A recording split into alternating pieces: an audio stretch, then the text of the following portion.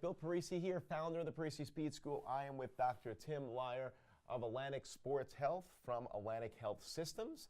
And today we're going to talk about the ACL in the pediatric athlete. And it's so important, as we were discussing earlier, to make sure you go and see a pediatric sports medicine physician, especially when some of these injuries come about. So, Tim, talk to us about the ACL and what happens when these younger kids are hit with this devastating injury. You're totally right, Bill. It is devastating because this can be sometimes even a career-ending injury because there's a traumatic force going through the knee with a lot of other injuries associated with the ACL. You're bringing up a good point, and it's very important to see a specialist trained in taking care of young athletes. Yes. The problem we have with the ACL, and a lot of our athletes and parents are fairly aware of this now, is that the ligament itself ruptures inside the knee and prevents the protective structure of that ligament. The problem with younger athletes we see is that they are still having open growth plates. And we have to consider this anatomy when we're treating these athletes. Unfortunately, an ACL injury in the vast majority of cases is associated with surgery. This ligament, other than many other structures in the body, are not healing itself. And having a young athlete, specifically with a lot of pivoting activity, soccer, basketball, will not be able to continue on the same level if you are not having a functional ACL. So as much as we try in sports medicine, specifically preventing any surgery, of course, this injury usually needs and requires a surgical solution.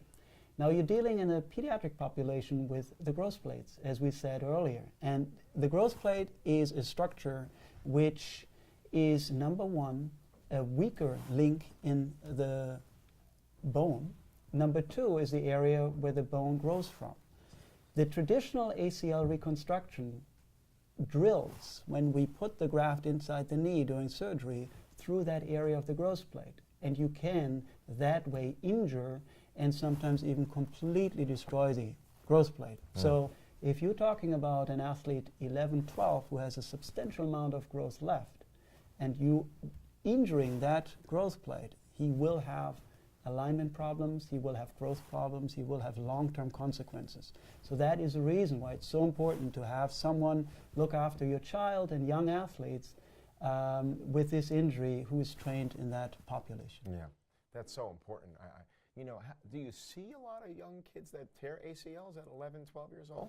11, not so many, quite frankly. Luckily, we do see a big increase around the age of 12 and a half, 13 and a half, up to all the way to the adolescent and then late, early adulthood. The problem is, of course, that, as we know, very often this is a non-contact injury. So this injury will happen. Fortunately, we have great programs in the system now, great programs throughout the country which really help preventing these injuries with a lot of functional treatment, things like you do at Parisi, things we do with physical therapy.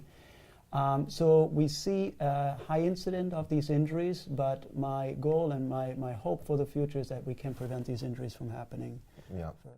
Well, that's great insight in terms of just making sure you see a pediatric sports medicine specialist. Really good. Tim, thanks so much. This info is really insightful, and I know our parents are benefiting greatly from it.